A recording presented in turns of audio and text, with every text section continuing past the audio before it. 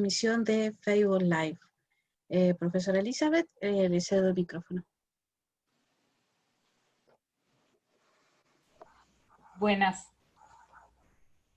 tardes, buenas noches a todas las personas que nos acompañan aquí en el Zoom y en Facebook, y a las personas que se van a unir en este próximo ratito. Me da mucho gusto presentar a nuestra expositora de hoy, la profesora Anne Hidalgo. Anne recientemente se incorporó al cuerpo docente de la Universidad Bíblica como parte de la Escuela de Ciencias Teológicas, pero gracias a la pandemia no hemos podido tenerla a ella y a su esposo Wally presentes en Costa Rica, pero sí han estado presentes por las redes, así como estamos hoy. Anne es doctora en religión, ética y sociedad y tiene una especialidad en teologías feministas latinoamericanas. También tiene maestría en musicología, en historia de la música, y podemos entender el interés de ella en el tema que nos va a compartir hoy sobre la liturgia de Pedro Casaldáliga.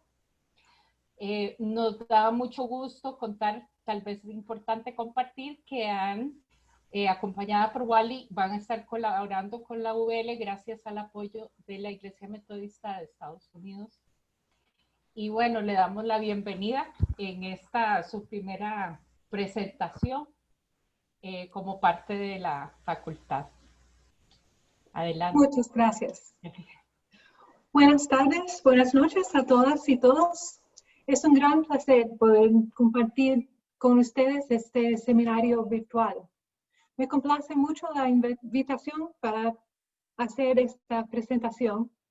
Les agradezco mucho que comparten su tiempo y espero que podremos conversar. Muchas gracias a la profesora Eli por la introducción y a Texia y Karen y todas y todos que hacen que estas reuniones sean posibles. Y les agradezco mucho a mi tía Lidia y mis padres que me ayudaron mucho a preparar esta presentación, corrigiendo mi español que necesita mucha ayuda. Muchos de estos seminarios virtuales han centrado en temas relacionados con la pandemia, en los retos que han surgido, en el sufrimiento ocasionado, en cómo las situaciones en las cuales nos encontramos han cambiado nuestras experiencias como comunidades de fe. En los últimos meses hemos estado viviendo tiempos muy difíciles. Acá en los Estados Unidos y quizás en otros lugares también, al mismo tiempo hemos estado sufriendo las consecuencias del racismo. La pandemia acá ha resaltado las condiciones de desigualdad bajo las cuales la gente que hace los trabajos más peligrosos y proveen los servicios necesarios son gente de color, afroamericanos, latinos, quienes ganan muy poco, frecuentemente no tienen seguro de salud o acceso a atención médica y están en las posiciones más precarias. En mayo, la horrible muerte de George Floyd a manos de la policía empezó una oleada de protestas aquí y en muchos países. Lamentablemente, esta tragedia no fue un evento único. Fue uno de muchas, de demasiadas veces en las cuales la gente de color ha experimentado abuso o muerte en vez de justicia frente a la policía o al sistema judicial. Y acá todo esto ha ocurrido al mismo tiempo que la campaña de las elecciones presidenciales. Hemos oído como el presidente Trump y sus seguidores se niegan a denunciar la supremacía blanca. Y Biden y los demócratas aunque la denuncian, no tienen un plan claro para cómo desentrañar el país de las raíces racistas que han estado creciendo durante siglos. En este momento tan difícil que suma los retos actuales de la pandemia a los problemas que han existido a largo plazo, como el racismo, el sexismo, la desigualdad, creo que es importante evaluar el rol que ocupa el cristianismo en nuestras sociedades. Si pensamos en el ejemplo de Jesús, quien nos dijo, yo he venido para que tengan vida y para que la tengan en abundancia. O en las palabras de Pablo, no hay judío ni griego, no hay esclavo ni libre, no hay hombre ni mujer, porque todos sois uno en Cristo Jesús. Parece claro que nosotras y nosotros, las y los cristianos, debemos tener una perspectiva distinta de las actitudes dominantes y opresoras en nuestras sociedades. Debemos tener escrito en nuestros corazones que cada persona es la creación única y amada de Dios, y esa creencia debe influir nuestro comportamiento. Pero sabemos que muchas veces esto no es nuestra realidad. Cada día las y los cristianos participamos en los sistemas de poder que deciden cuáles personas tienen importancia y cuáles no la tienen. Sin pensarlo, reproducimos los pecados sociales del racismo, sexismo y homofobia. Nos aprovechamos cuando los sistemas injustos económicos, gubernamentales y judiciales nos dan ventajas. No hacemos caso a las personas más vulnerables en nuestras sociedades y no tenemos en cuenta las necesidades del medio ambiente que compartimos con todas las personas, animales y plantas del mundo. Con demasiada frecuencia, las vidas de las y los cristianos no se distinguen por el amor al próximo. En esta presentación quisiera invitarnos a pensar críticamente sobre el tema del pecado social y en particular en cómo las iglesias se involucran en las relaciones injustas o destructivas. Hablaré de una parte de las investigaciones que hice para mi tesis doctoral sobre las liturgias latinoamericanas de la tradición de la teología de la liberación. Específicamente hablaré de dos liturgias creadas por un obispo católico, Pedro Casaldáliga, en Brasil hace 40 años. Y quizás se estén preguntando, ¿qué tiene esto que ver con el pecado social y el rol de las iglesias en enfrentarlo? Estas liturgias están dirigidas, la primera, a los pueblos indígenas de Brasil y la segunda a los afro-brasileños. Casaldáliga y sus colaboradores reconocieron que estas poblaciones habían sufrido directamente por las acciones de la Iglesia, tanto históricamente como contemporáneamente. En el primer caso, la Iglesia había participado en la conquista y había articulado una justificación teológica para hacerla. En el segundo, también la Iglesia había justificado y bendecido la trata de esclavos. Pero Casaldáliga y sus colaboradores no se enfocaron solamente en el pasado. Ellos reconocieron que las iglesias todavía participan en la marginalización de estas comunidades, que no han hecho y no hacen actualmente lo suficiente para apoyar y empoderar a estos grupos. Y en este momento voy a compartir la pantalla.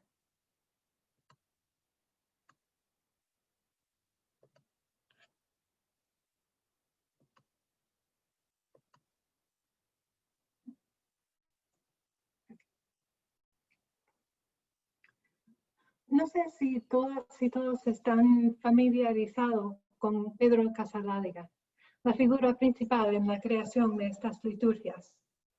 Como obispo católico en Brasil, él fue uno de los significantes promovedores de la teología de la liberación en Brasil de los últimos 50 años. Colega de don Helder Câmara, Casaldáliga dedicó su vida a solidarizarse con las comunidades marginalizadas, luchando a favor de la gente pobre y sin tierra. Muy brevemente, para los que no lo conocen, Casaldáliga nació en Cataluña en 1928. Sirvió como misionero, primero en África y después en Brasil. Fue nombrado obispo de la Iglesia Católica y trabajó en esa capacidad hasta su jubilación en el 2003. Desafortunadamente, Casaldáliga falleció en agosto de este año. Parte de mi interés en dar esta presentación hoy es honrar su legado, que yo considero impresionante e inspirador. En los años 70, cuando servía en Mato Grosso, en el interior de Brasil, Casaldáliga reconoció la urgencia de la causa de los pueblos indígenas. En su trabajo en las áreas rurales, él había presenciado la pobreza extrema, pero se dio cuenta de que los pueblos indígenas vivían en condiciones peores. Como un líder en la iglesia, empezó a reconocer cómo las acciones de la iglesia y el lenguaje religioso contribuían a la marginalización de las comunidades indígenas y se dedicó a promover el cambio.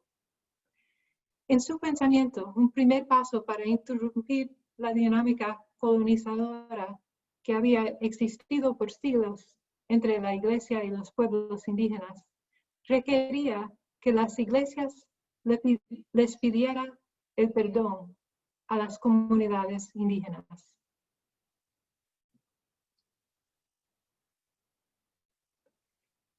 El título, La Misa de la Tierra sin Males, viene del pueblo indígena guaraní, quienes concibieron una tierra sin el mal en su cosmología.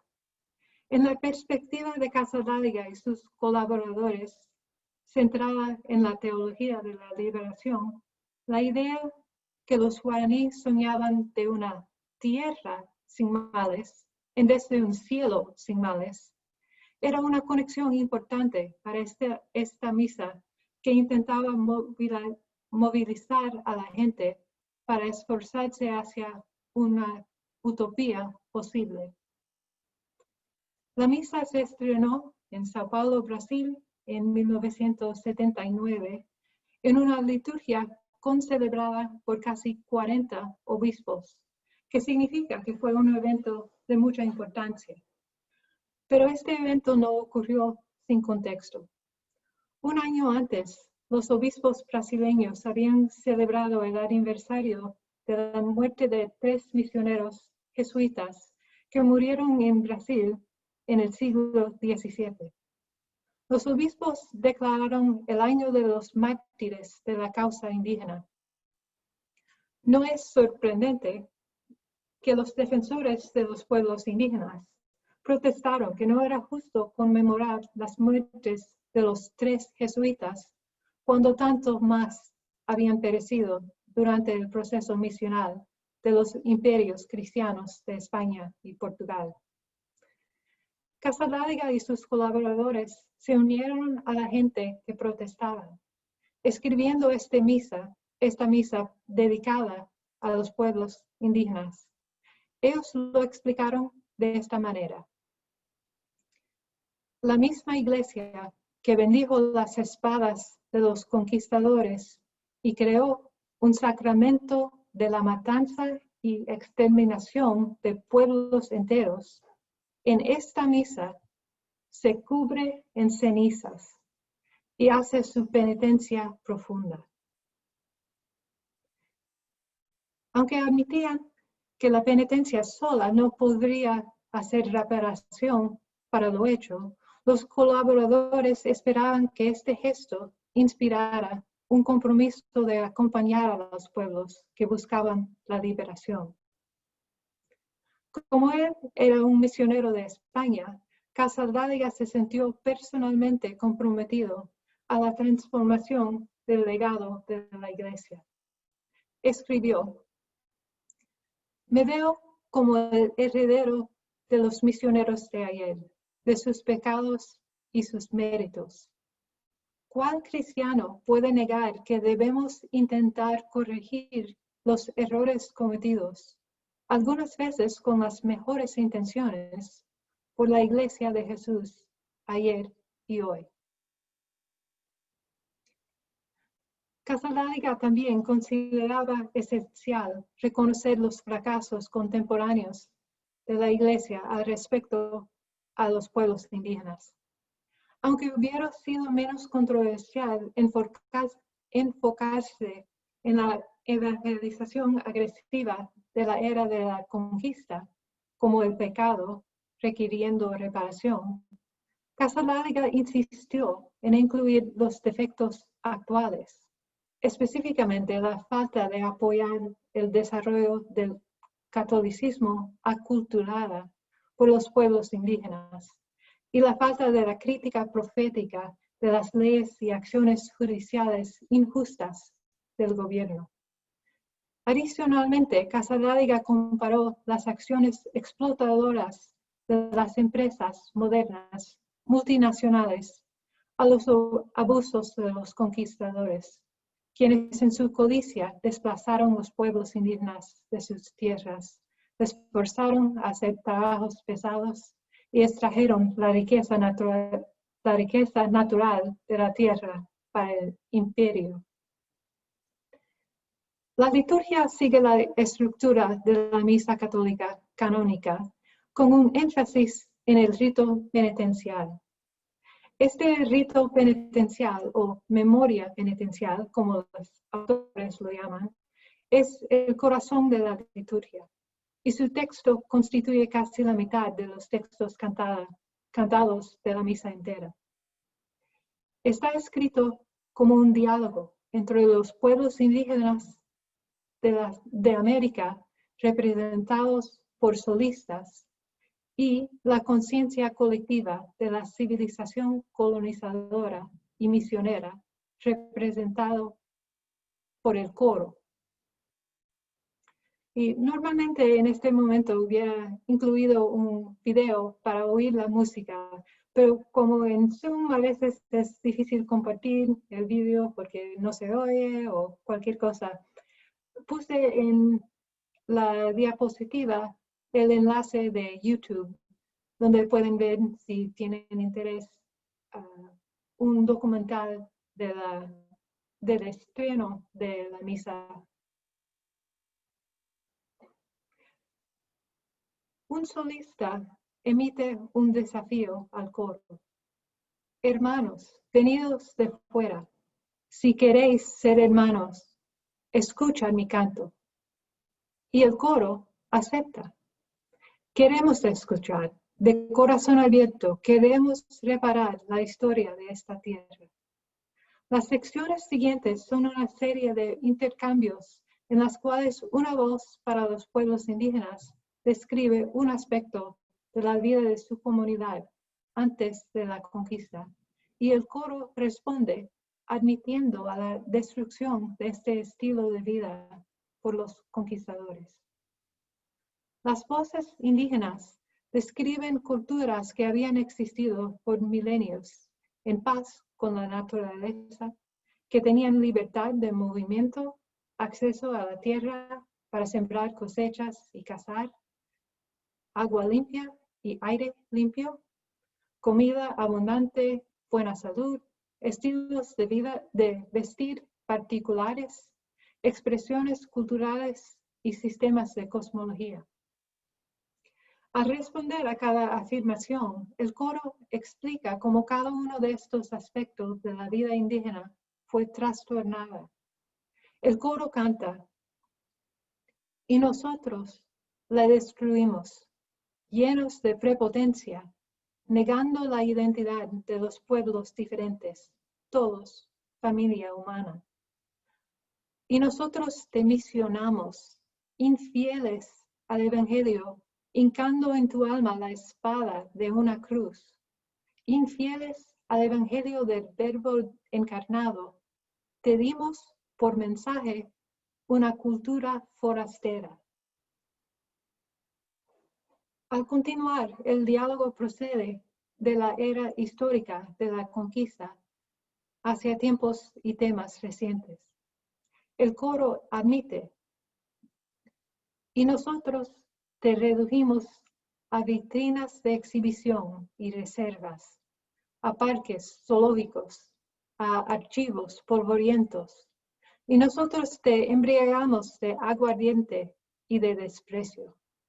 Te hicimos objeto del turismo impúdico, arrojamos tu lengua a las cuevas del silencio y a tus sobrevivientes a la cuneta de las carreteras, mano de obra barata en las haciendas y en las minas, en los burdeles, en las fábricas, mendigos de los suburbios de las ciudades sin alma.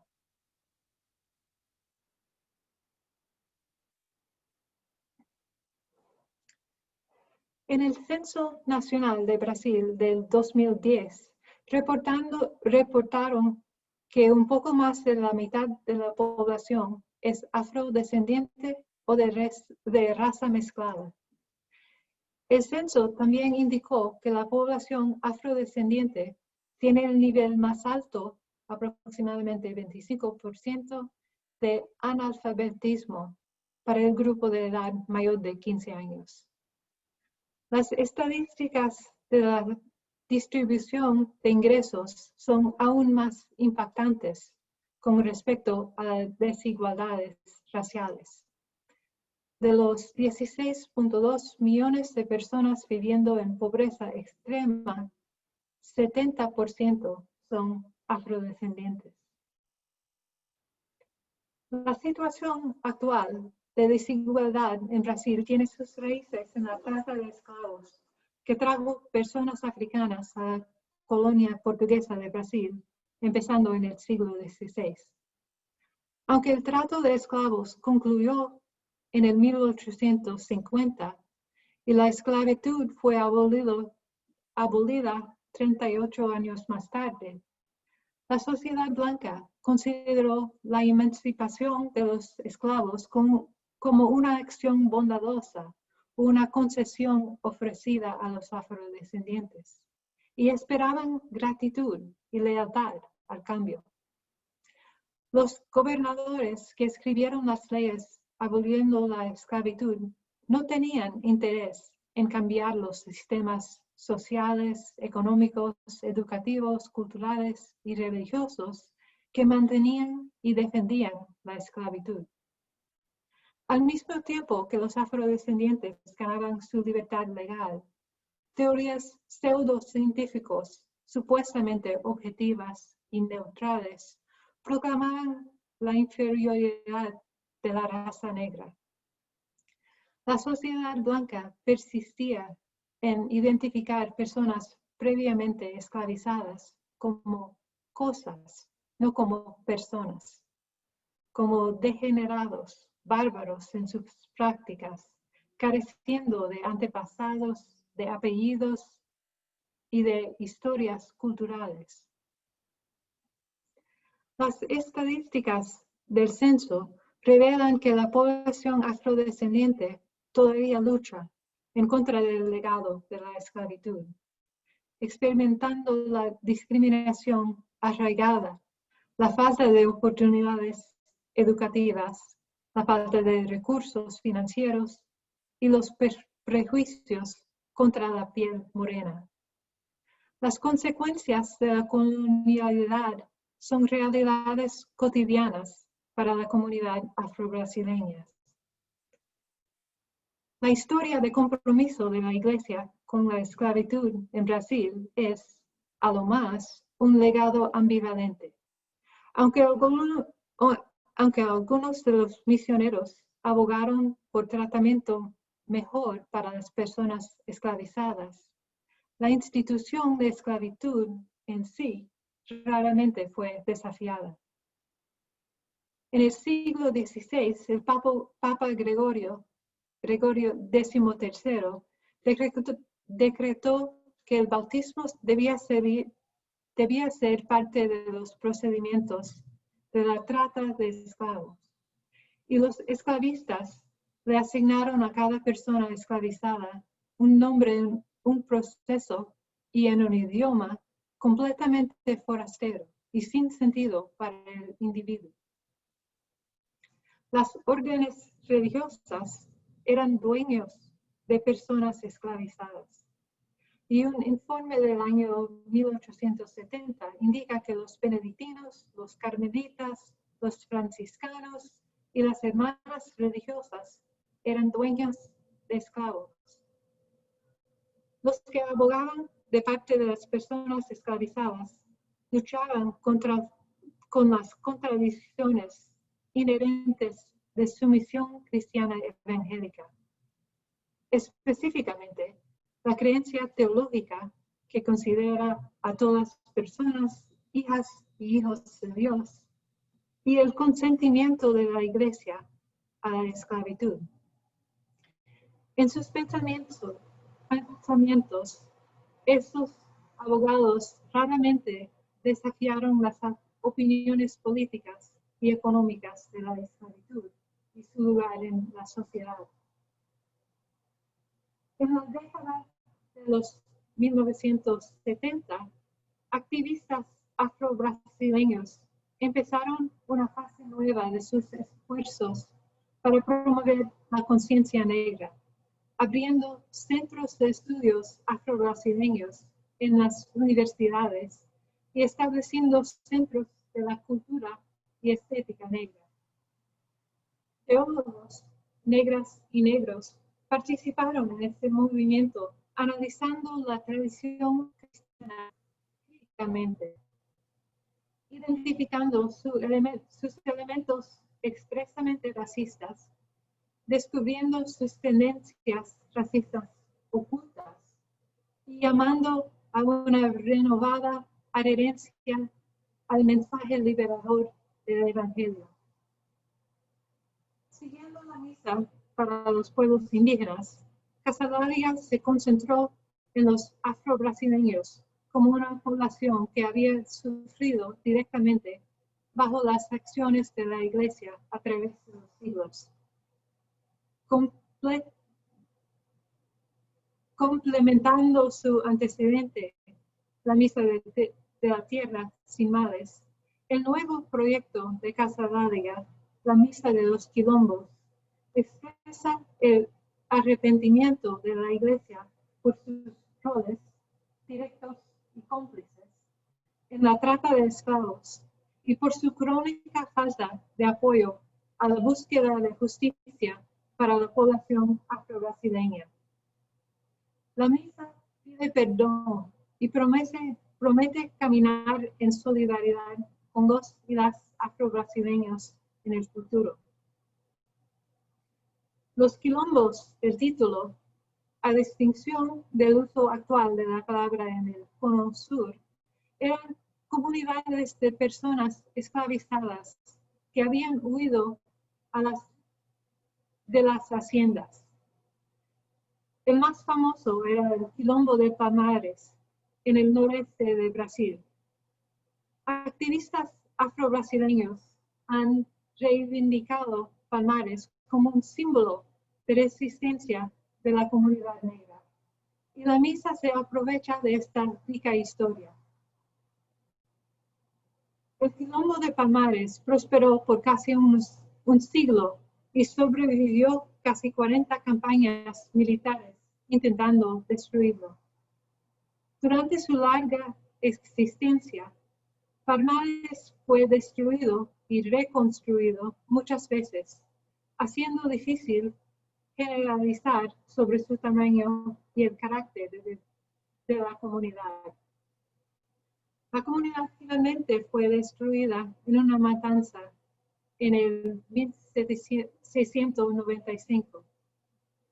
El último líder de la comunidad, un hombre llamado Zumbi, que peleó hasta la muerte por la libertad, es honrado hoy por los activistas afro-brasileños.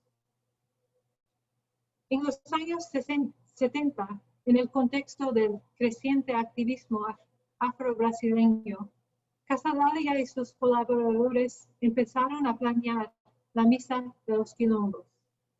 En el 80, el gobierno brasileño estableció el Memorial Zumbi, un parque histórico en el sitio del Quilombo de Palmares, en el noreste de Brasil.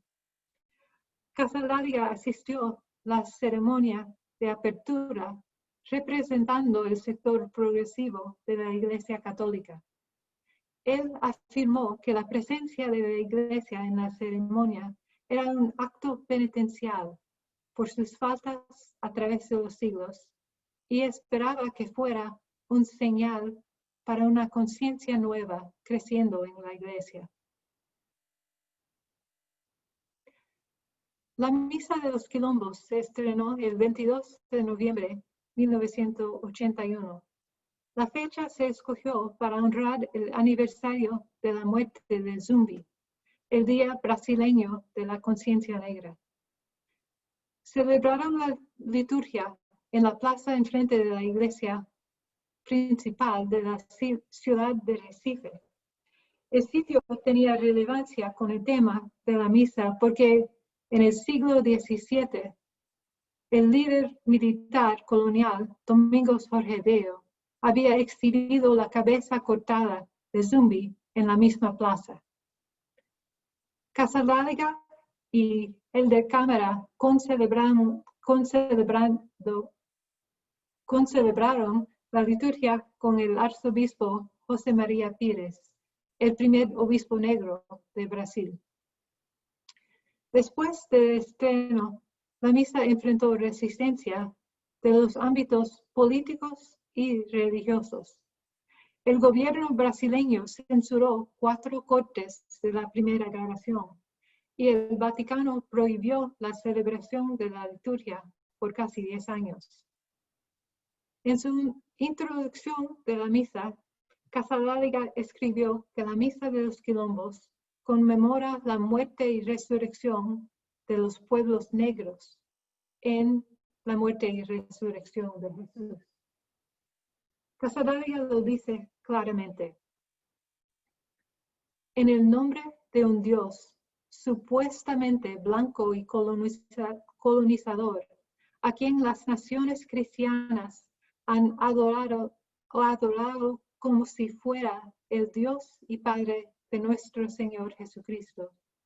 Millones de gente negra han sido subyugados por siglos a la esclavitud, la desesperación y la muerte. Usando un tema favorecido por los teólogos de la liberación, Casadáliga emplea la historia bíblica del Éxodo como una imagen central. Cuenta la historia de la oposición de las personas esclavizadas al gobierno colonial. En particular, la historia de los quilombos como una versión nueva de la historia de los israelitas esclavizados en Egipto. Palmares corresponde al Sinaí negro y Zumbi al Moisés negro. Casadáliga admite que la comunidad cristiana brasileña tendrá reacciones contradictorias a esta misa. Muchos la considerarán escandalosa, a la vez que las personas arrepentidas se sentirán aliviadas a confesar atrasadamente su culpa. La emotiva canción de entrada, Estamos llegando, habla con las voces de las personas esclavizadas del pasado y los y las afro-brasileñas contemporáneas que sufren en una sociedad racista. Intenta honrar la memoria de la gente esclavizada y contribuir a la formación de una conciencia negra nueva. La primera estrofa empieza: llegamos de las profundidades de la tierra, llegamos del vientre de la noche. Somos carne azotada, hemos venido a recordar. Las estrofas siguientes describen el viaje transatlántico de África a Brasil, el sufrimiento y terror que las personas esclavizadas experimentaban a diario, el trabajo en las haciendas y en las minas, y también las experiencias contemporáneas de vivir en las favelas y trabajar en fábricas, aportando riquezas para los dueños e inversores, pero no para los trabajadores. El rito penitencial prolongado es el corazón de la misa, sirviendo como una súplica, pidiendo auxilio, más que como una petición, pidiendo perdón. Alternando entre secciones cantadas por el coro y secciones recitadas por solistas, la pieza lamenta el sufrimiento de generaciones de gente negra en Brasil, describiendo el sufrimiento físico experimentado por las personas esclavizadas de antaño y la gente actual viviendo en pobreza. Y también el sufrimiento psicológico que resulta del menosprecio y la destrucción de la cultura y la memoria histórica. Siguiendo la tradicional invocación, Kyrie eleison, Christe eleison, Kyrie eleison, la pieza intenta cambiar a la relación tradicional de color con valor religioso. El alma no es blanca, la pena no es negra. El texto reconoce el sufrimiento provocado por las conversiones al cristianismo forzadas, criticando ambos los bautismos que marcan los esclavos con hierro para la salvación y a la intolerancia que obligó a las personas esclavizadas a esconder sus tradiciones culturales y religiosas. El coro canta: de miedo a la historia, quemamos nuestros recuerdos, blanqueamos nuestras memorias. Casadáliga y sus colaboradores veían el acto de celebrar la historia de los quilombos como un paso hacia la solidaridad con los y las activistas de la conciencia negra, quienes intentaban recuperar la identidad afro-brasileña que había sido negada por siglos. Aún bajo las condiciones difíciles y humillantes de la era colonial, las personas esclavizadas no simplemente se sometieron o renunciaron a sus derechos de vivir como gente libre. Algunos y algunas escogieron escapar y vivir fuera del sistema colonial, sabiendo que esa decisión bien podría costarles sus vidas. Las y los afro-brasileños hoy pueden estar orgullosos de esta historia y recuperar un momento de dignidad del pasado colonial humillante. Antes de leer mi conclusión, quiero hacer una pausa para hacer unas preguntas. Al concluir esta presentación, estaré dispuesta a responder a preguntas, o mejor dicho, a intentar responder a preguntas. Pero también quiero hacerles preguntas a ustedes para dialogar. En las liturgias de Casadáliga hemos visto un intento a enfrentar los pecados de la Iglesia. Casadáliga y sus colaboradores crearon estas liturgias para llamar atención a las dificultades de estas comunidades estaban experimentando y para empezar el proceso de pedir perdón y prometer trabajar por un futuro mejor. Mi pregunta es esta. Actualmente, como iglesia? ¿A quién tenemos que pedir perdón? Probablemente las respuestas son particulares a cada iglesia en cada contexto. El trabajo de Casa Dáliga no ha concluido y todavía tenemos mucho que hacer con respecto a las comunidades indígenas y afrodescendientes. ¿Y a quién más debemos nuestras disculpas? ¿Cómo podríamos hacerlo? Quizás algunas y algunos de ustedes tienen ideas para liturgias creativas, pero ¿de cuáles otras maneras podríamos comunicar nuestro arrepentimiento? Eso para pensar. Ahora concluyo. Espero que esta presentación les ayude a reflexionar críticamente sobre estos temas y quizás los anime a crear nuevos proyectos, litúrgicos o no, para dar un paso más hacia la solidaridad con las comunidades que están sufriendo. Si retomamos el tema con el cual empecé esta presentación, volvemos al concepto del pecado social. Las liturgias que hemos examinado nos demuestran que la colonialidad, el racismo, no son simplemente temas del pasado. Son fuerzas todavía activas en nuestras sociedades y en las iglesias cristianas. Casa Dáliga nos da el ejemplo de empezar el esfuerzo para desmantelar estas opresiones estructurales pidiendo perdón. Nos invita a considerar las ocasiones en las cuales hemos recibido ventajas, sean sociales, políticas, educacionales, y preguntarnos si alguien ha sufrido injustamente para crear nuestros privilegios. Si la respuesta es afirmativa, quizás podremos seguir el ejemplo de Casa Dáliga y empezar por pedir perdón. Muchísimas gracias.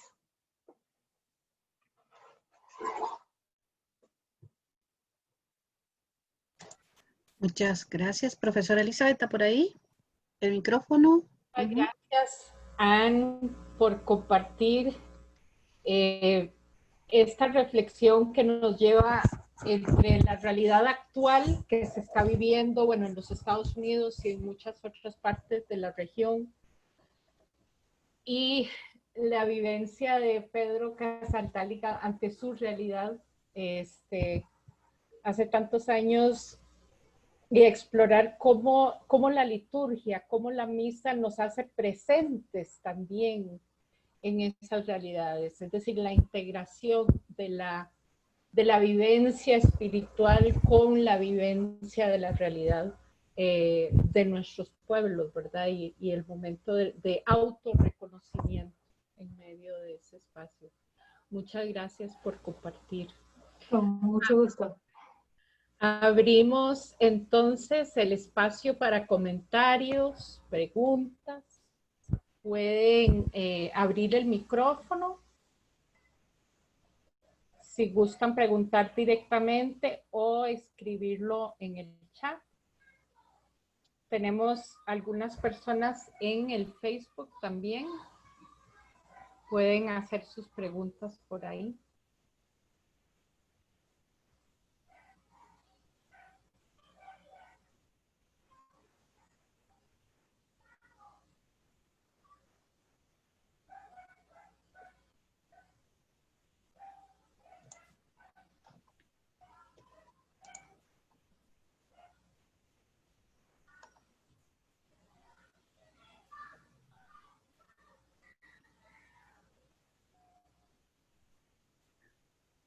Los comentarios que pusieron en Facebook, si les parece bien. ¿Me escuchan? Sí. Ok. Bueno, Guillermo Peña desde Houston dice: muchas gracias por la presentación, que nos crea conciencia y nos ayuda a educarnos y a encarnarnos mejor. También nos saludan desde Colombia, Olga Lucía Álvarez. Desde Bolivia, José Luis Antesana. Y sí, de aquí un estudiante de Costa Rica dice, para mí el ejemplo supremo es Francisco de Asís, porque incluso nos hermana con el resto de la creación. Senia Pilco saluda desde Guayaquil, Ecuador, y agradece por compartir esta exposición tan importante para reconocer que debemos retomar la defensa de nuestras raíces indígenas y los desafíos decolonizadores de los sistemas patriarcales, raciales, impuestos por la discriminación de poblaciones humanas o hacia las poblaciones humanas. Nos saluda también Pascual Ramos desde Lima. Freddy Eduardo desde Temuco, Chile, y Anita Lang nos acompaña también, chilena y vive en Estados Unidos, ¿verdad? No sé en qué parte. Luis Breña nos saluda también, no nos dice dónde es. Y Esmeralda Morales nos pregunta, dice, ¿por qué es válido que una persona individual, aun siendo parte de una institución opresora, pero no teniendo una representación formal, mucho menos oficial y desde el poder, pida perdón a un colectivo que ha sido históricamente afectado por la institución? Una pregunta muy interesante. Creo que hay varias maneras de empezar a pensar sobre esta pregunta. Por un lado, Casablanca era un obispo que tenía una posición de liderazgo importante en su iglesia. Y de esa manera, él tenía cierta, no quiero decir fama, pero una posición elevada para poder hablar y desde la cual él podía hablar de su tradición. Y también él era de España, de Cataluña, originalmente, así que él sentía personalmente la diferencia de su experiencia creciendo en España y después estando en África primero y después en Brasil, que en esos lugares él vio y experimentó las consecuencias de la colonización.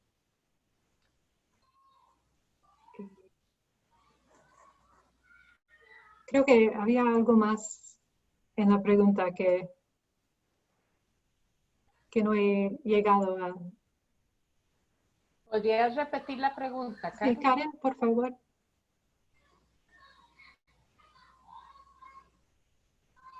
Persona individual, aun siendo parte de una institución opresora, pero no teniendo una representación formal, mucho menos oficial y desde el poder, pida perdón a un colectivo que ha sido históricamente afectado por la institución.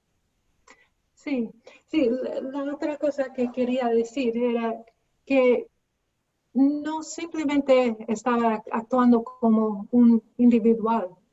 En el estreno de la misa habían 40 obispos celebrando la misa.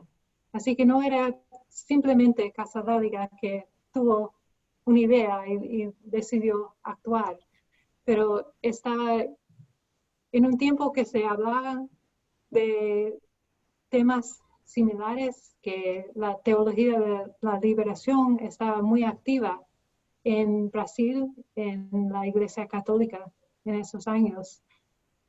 Habían 40 obispos en una iglesia a la misma vez. Es algo significativo. Y 40 obispos para un proyecto como esto, creo aún más.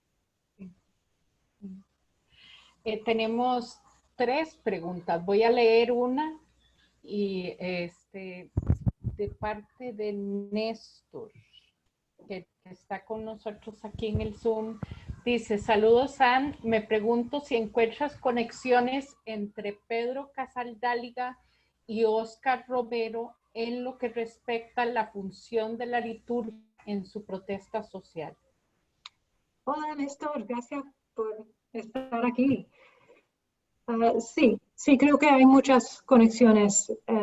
En mi tesis doctoral yo escribí de varias liturgias, incluyendo la misa salvadoreña popular, que el arzobispo Romero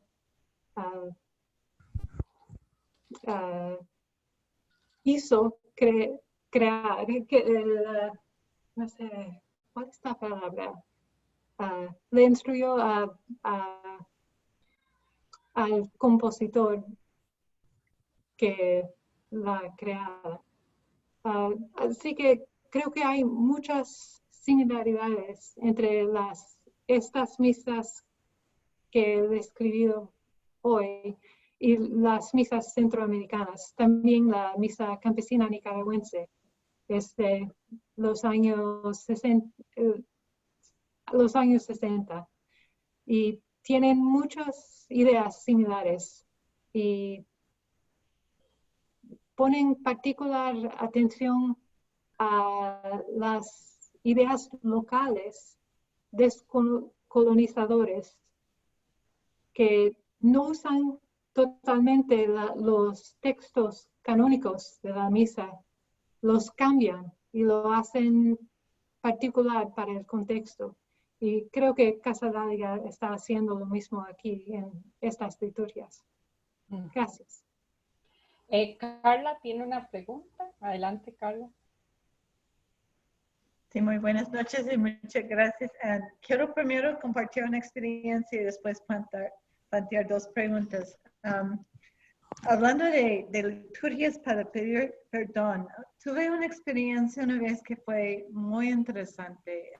Una iglesia presbiteriana en Guatemala había anunciado que era el culto de jóvenes. Y yo pensando, bueno, como pasa mucho, ¿verdad? Ponen a los jóvenes y las jóvenes a hacer el culto, dirigir el culto y todo. Pero no, fue un culto en el cual los adultos, las personas adultas, pidieron perdón a los jóvenes por el mundo que iban a heredar, por la iglesia que iban a heredar. Era una cosa increíble, ¿verdad? Y yo creo que eso también es algo en que debemos pensar, hablando de pedir perdón. Pero la pregunta que planteaste, Ann, me hizo pensar, he participado de parte de muchas liturgias escritas por mujeres, ¿verdad? Y hay una producción de material litúrgica muy bonita, pero me empecé a pensar, ¿sería posible imaginar que la iglesia nos pide perdón como mujeres por todo que han hecho durante tantos años? Entonces, eso me hizo pensar. Y la pregunta tal vez, la otra pregunta sería, ¿cómo sería pedir perdón del resto de la creación? Por todo el daño que hemos hecho. Sería muy interesante trabajar en esa dirección. Muchísimas gracias. Gracias, Carla. Sí, esa primera liturgia, yo quiero saber más.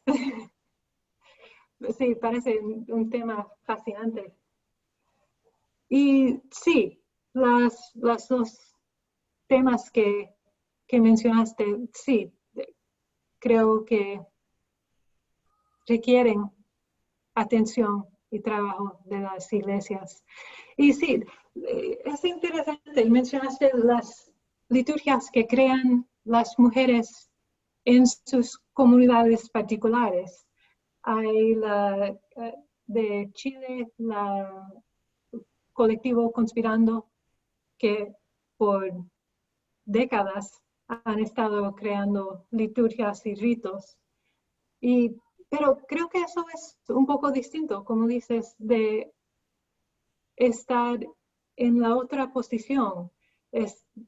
de la posición de las iglesias, la posición de poder, de decir, nosotros tenemos la culpa de hacer mal hacia ustedes.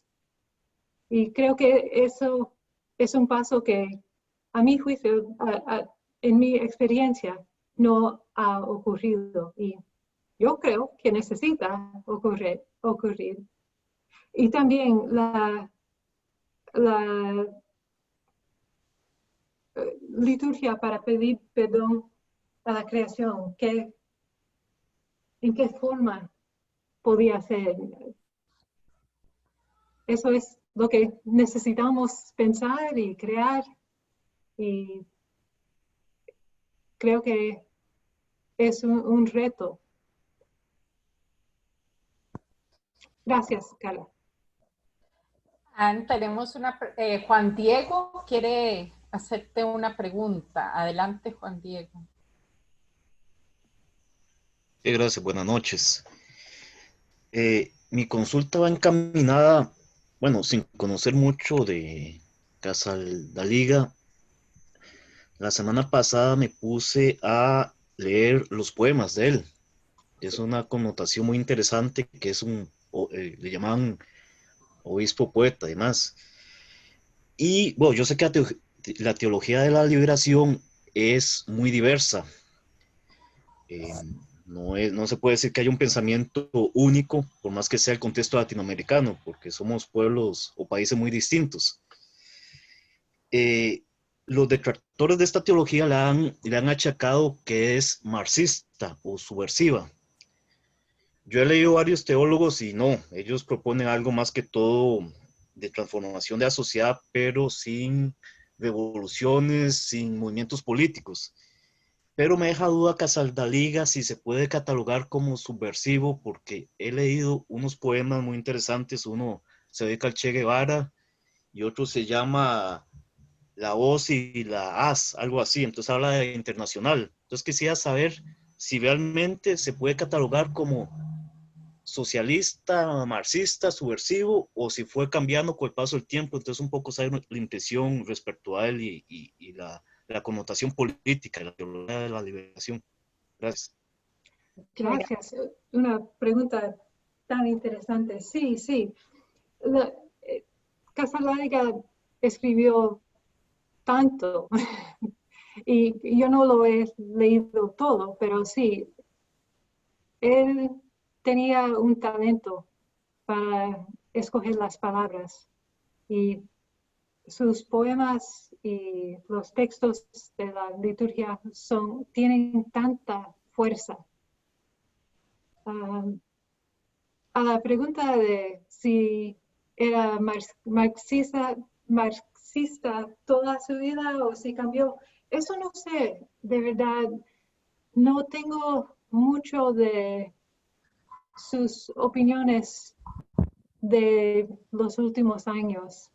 En lo que he leído acá, traducido al inglés, es para como en los años 80, y desde este punto no han estado traduciendo los libros asociados con la teología de la liberación. Así que hace muchos años que no lo están publicando aquí. Y he leído piezas cortas, más recientes de los últimos 5 años, pero él ha estado enfermo por varios años, así que su producción escrito era muy limitado en esos años. Así que es difícil decir si cambió de opinión, si no sé decir, pero sí es claro que él era un crítico del sistema capitalista, y no hay duda en ese punto. Y tenía una visión muy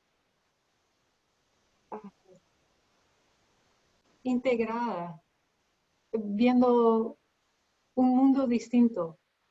Y no sé precisamente si el marxismo es la etiqueta apropiada para eso o no. No puedo decir, pero gracias por la pregunta. ¿Tenemos alguna otra pregunta, comentario?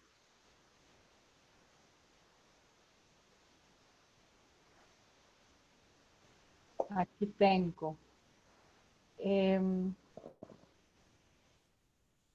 Néstor nos dice, encuentro curioso el uso de decolonización para hablar de aspectos que tradicionalmente eran identificados como aspectos de la teología de la liberación.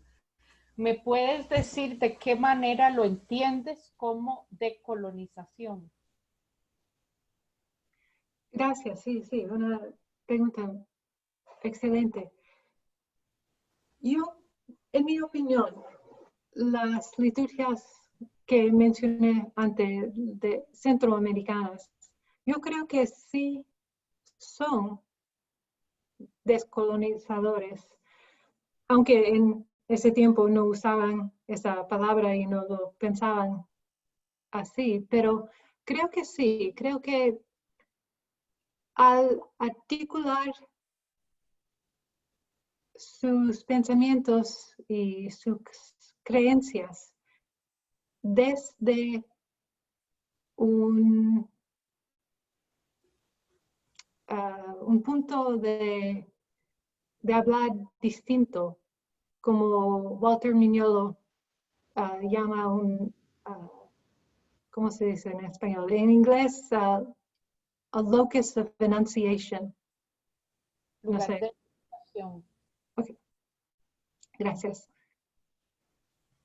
Al plantear estas ideas de un punto de partir distinto, creo que la misa se transforma y es algo distinto. Y creo que es más que simplemente aculturando, creo que, en mi opinión, se puede llamar decolonizador.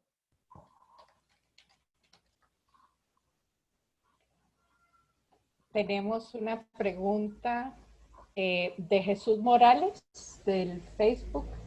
Dice, el aspecto de una liturgia sin representatividad de los oferentes no podría caer en una representación vacía. Los símbolos empleados requieren de autoridad delegada. Gracias por la pregunta. No sé si entiendo exactamente, pero quizás puedo empezar. Yo creo que mirando hacia atrás, los 40 años, creo que con nuestro sentido actual podemos criticar partes de las misas de Casa Larga por precisamente las razones que menciona en la pregunta. En la primera misa, la de los pueblos indígenas, el compositor de la música era indígena, era del pueblo Aymara, creo. Tendría que ver. Pero sí tenía alguien en su círculo de colaboradores que era parte de la comunidad. Pero yo creo que también es importante reconocer que para pedir perdón, uno tiene que estar en la posición que hizo el mal. Y de esa manera no es necesariamente ideal crear una misa por personas indígenas es la comunidad blanca y colonizador que tiene que pedir perdón. Y eso no es decir que pudiera ser una liturgia magnífica creada, pudiera haber liturgias magníficas creadas por gente indígenas, pero eso es algo muy distinto. No sé si eso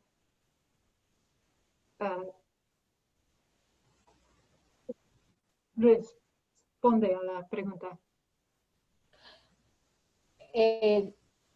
Sí, tenemos otra pregunta. Si Jesús quiere ampliar su pregunta, aquí estamos atentas.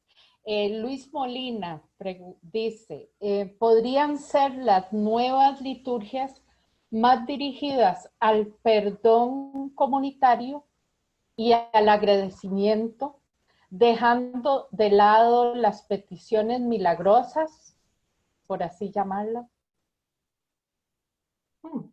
Qué interesante. No sé precisamente lo que tiene en mente con peticiones milagrosas. ¿Me Luis, ¿puedes hablar? puedes decir más?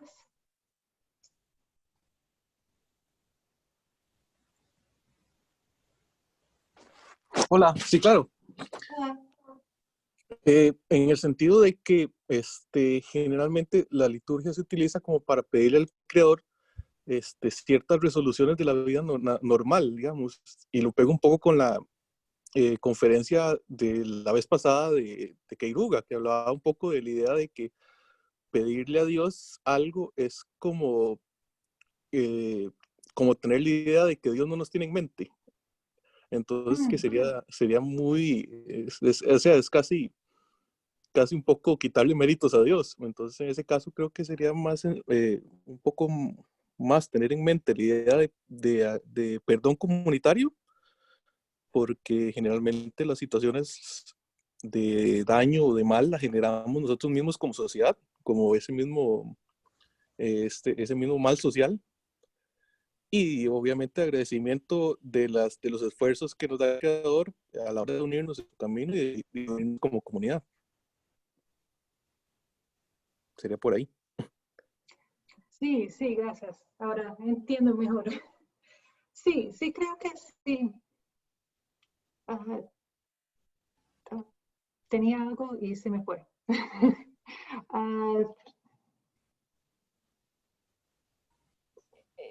Estaba pensando en esa línea que dice Luis, que al participar en la liturgia creamos comunidad también, ¿verdad? Entonces a veces pensamos en la liturgia como algo que se dirige a Dios, pidiéndole cosas a Dios, pero creo que él se refiere a la dimensión comunitaria de este espacio, ¿verdad? Creando comunidad, reconciliación, perdón comunitario en los vínculos. Sí, creo que sí. Y creo que en la misa, en el rito penitencial, es el lugar cada semana, cada día, cada vez que la misa se celebra. Es una oportunidad para pensar en qué hemos hecho y cuáles son nuestros pecados.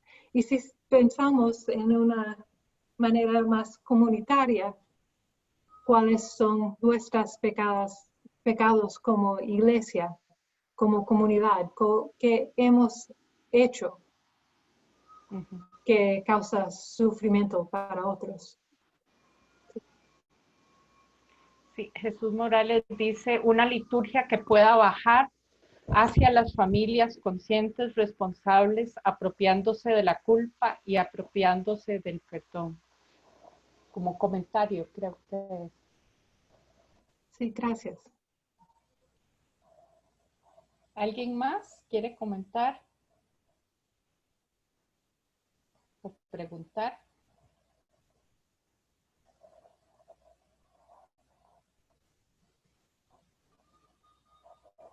Bueno, nos dejas con mucho para reflexionar. creo que no siempre pensamos en la liturgia como un lugar realmente de protesta social, pero que empieza desde nosotros, desde el lugar y la responsabilidad de cada uno y cada una por las situaciones que vivimos y con las cuales somos cómplices muchas veces por nuestro silencio. Que muchas gracias, Anne, por compartir en esta tarde. Con mucho gusto. Y a todas las personas por acompañarnos. Texia nos va a compartir algo.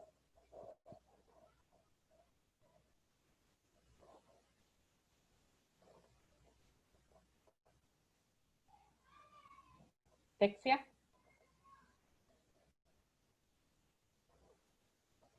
Oh, aquí, ahora sí ya tengo el micrófono encendido. Y sí, quisiera yo compartirles una invitación a un curso libre. Este curso libre es el último curso de este año 2020. Se llama Hermenéutica Filosófica y la Teología Latinoamericana. Están invitados, inicia el día 21 de noviembre. El docente es un profesor colombiano, si no me equivoco, Juan Esteban Londoño. La clase es de 10 a 12, mediodía, más o menos son 5 sesiones los días sábados. Y las modalidades a través de este medio del Zoom. Entonces le estamos invitando a este curso libre, Hermenéutica Filosófica. También tenemos otra invitación. La siguiente invitación es para el siguiente seminario. El día 11 de noviembre a las 5 de la tarde, igual que este. Este se llama Crisis de las Dicotomías, Ecoteología y Epistemología en tiempos de transformación.